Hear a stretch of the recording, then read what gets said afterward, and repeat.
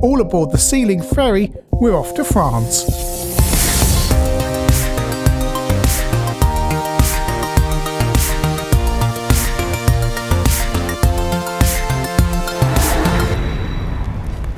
It's 1989, so the Channel Tunnel has not been built, and we're having to go on a ferry for our day trip to France to see the game Skweek, spelled Skweek by Loriciels. Loriciels. Hey, there's lots of French people watching ChinnyVision, and they're clicking the downvote button at the moment. So it's the French software publisher who are quite famous. Now, you may have seen this game advertised for the C64. It never came out. US Gold sold the games by Loriciels, whoever, in the UK, and sometimes did their own conversions. So there's obviously a native Amstrad Cpc version because it's French, and the Cpc was the top-selling home micro in France. There's an ST version, there's an Amiga version, there's a PC version as well. Not to be confused with Super Skweek, which came out in 1991, again on more formats, but it's very similar and it all gets extremely confusing. It's also released as Slider in the USA on the Game Gear as well.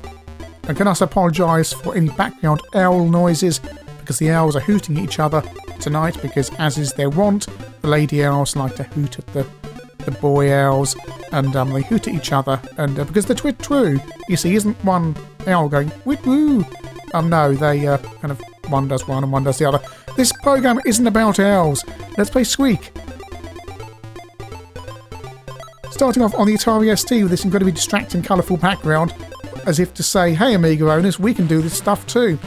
99 levels, you have to turn all the tiles on the level pink, or collect 4 teddy bears, or just find an exit that will randomly appear.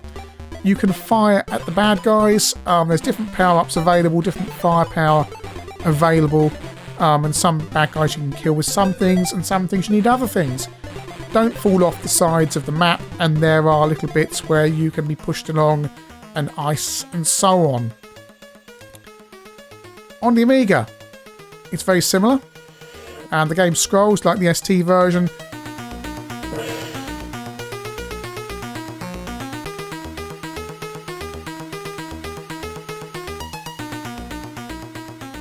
So you go over those arrows there, and you get pushed. You can walk over the arrows in the opposite direction, just very slowly, but the arrows will push you in one direction.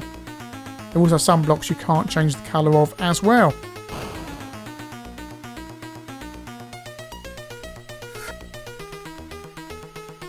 Great music, and lovely and colourful. And over to the Amstrad Cpc. Again, looking very similar loading screen to the 16-bit versions. The game originated on the ST, which was the number 2 micro in France at this time. But obviously there's going to be a CPC version, and some compromises are going to have to be made. And of course, scrolling is out the window, so it becomes flick screen, which is a little bit distracting when you first play it, but it's not too bad once you get used to it. The graphics are lovely. The graphics are absolutely gorgeous, and of course the music's very similar to the ST. It's just a lower res version of the ST really. The French didn't do what UK software houses did and shortchange the CPC users. They always went full tilt and gave the CPC version the full works. So you're actually seeing something the machine's actually capable of, rather than just a dodgy specky port. The game might have come out on the C64 and Spectrum, and indeed was advertised in the UK for the C64 because US Gold imported these games to the UK and sometimes did their own conversions, and they advertised a C64 version on the adverts for the game, but it never came out. And back over to the ST. On to level 3. Usually the way you will complete a level is to cover all the tiles. If you're lucky, you'll get all the teddy bears, or you might find a portal as well, and sometimes you can walk forward a number of levels.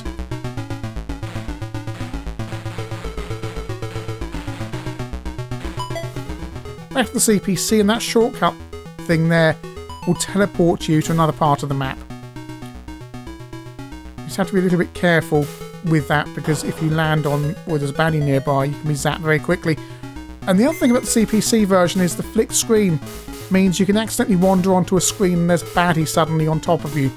Whereas when the game scrolls on the ST and Amiga, you've got plenty of warning because the whole screen is moving.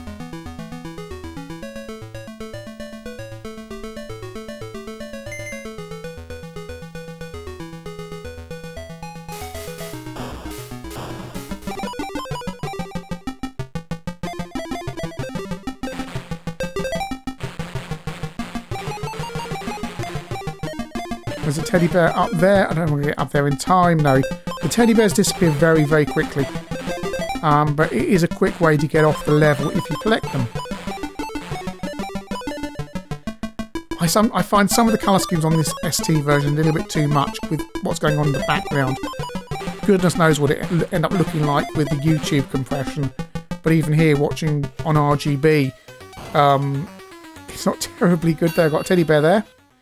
And there you go, I've got all the bears in that level, so I can walk forward. And there's a timer on each level as well, and the timer is tight. It's really tight, and you will lose a life if you don't beat the timer. So here we go on level 5.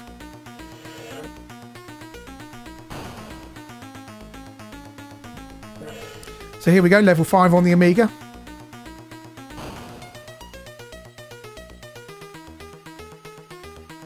And that was some tiles there that disappear when you go over them. And they've got cracks in them, so you've got to keep an eye out for those cracks, because as soon as you go over them, the tile will vanish like that. Well, I've not had any really interesting power-ups yet, because you can get things that fire 4-way, and can fire through the green and yellow blocks, and can freeze the enemies as well. Oh, gloops. Incidentally, when this game came out on the CPC, there was a little bit of controversy because there were apparently swear words in the game. Amstrad Action issue 44, 45, something like that, has a small news item about it that the game had to be withdrawn and it all corrected.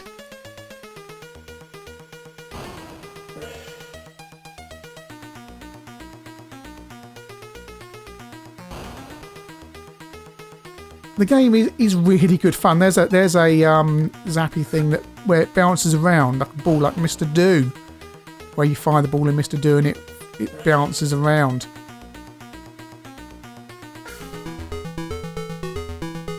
So on the CPC here, walk forward to one of the later levels. And there's 100 levels and it gets really tough. When you get about level 20, it really starts to ramp up the difficulty. And the game's always introducing new baddies, and it just gets more tough, and enemies start to fire back at you, and you may not see where they're firing at you from. You've got to be really fast. I don't believe the game was ever released on budget because it's a French game. I could be wrong there. But the thing about a lot of the French games is there was no budget market in France.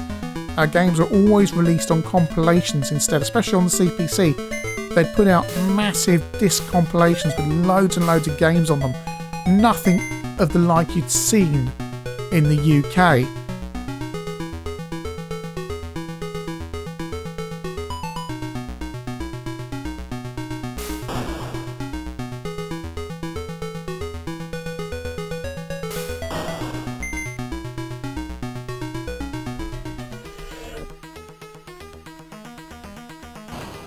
Over on the Amiga, it's level 19. It just starts to ramp that difficulty up.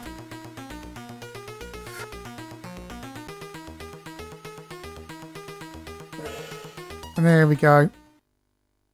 Skweek Zetties are going to be happy. Skweek Zets are going to be happy.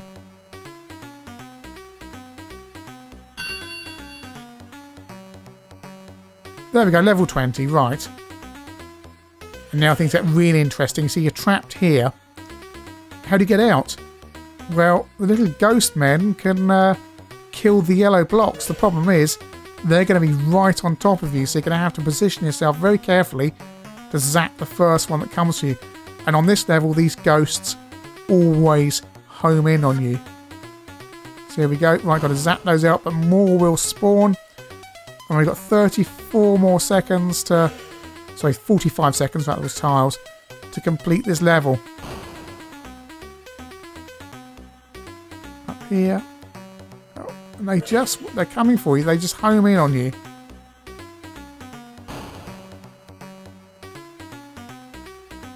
I do this. 30 seconds to go. I've probably taken the wrong route. Oh, and they're spawning from up there. Oh.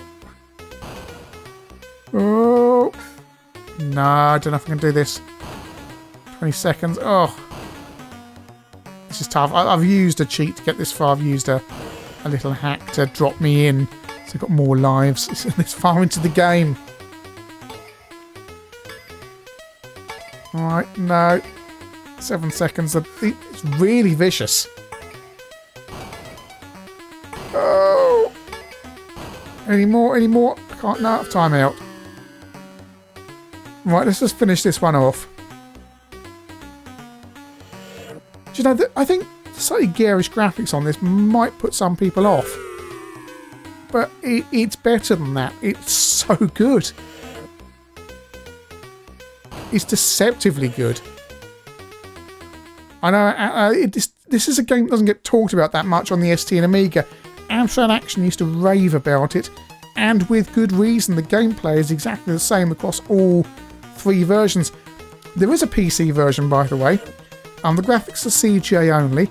I had the floppy disks ready, and my Sharp 386 laptop will not start for anything. It's completely and utterly dead.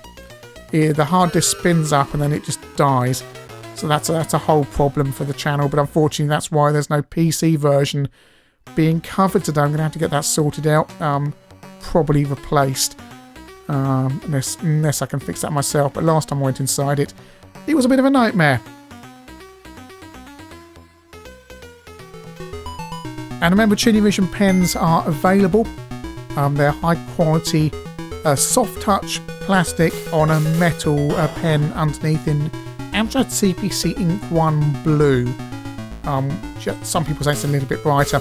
And ChinnyVision logo laser etched into the side for a dead classy look. They're available at ChinnyVision.com, link below. But all that money goes into supporting the channel and helping me get stuff, including a new laptop. Yeah, I'm really sorry there's no Skweek on the PC, but having played it under emulation, you're not missing much at all. In fact, well, playing a game as colourful as that on a CGA PC, yeah. Skweek is a really good arcade puzzler. If you think it's just a puzzle game, you're wrong. There's much, much more to it. It's more akin to things like Mr. Do in terms of moving around and baddies coming for you. It's certainly not like Puzznic or Plax or other games like that. It's primarily arcade with the puzzle element second. All 3 versions we looked at today stand up really well against each other. They're all colourful. They all exploit their respective systems really well. Amstrad owners certainly are not shortchanged. And okay, the Amstrad version has to flick screen because you're not going to be able to scroll it on the Z80 with no hardware assistance. Or you could, but it would be really distracting. It would be too much of a pause as it pushed down. So you have flick screen on the Amstrad, which does have a slight disadvantage that as soon as you go across the next screen, there can be enemies waiting for you. But that's all minor stuff. Gameplay wise, otherwise, they're all identical. I think this is a hugely underrated game that I cannot recommend enough. Amstrad Action were right to praise this from the rooftops all those years ago. Certainly, if this isn't a game you've played before, you really need to check it out and just stick with it, because initially you won't think there's much to it, but then it will really start to suck you in. It actually is one of the few 8-bit games that should, and actually has been, ported to mobile gaming platforms, because it feels as fresh today as it did in 1989.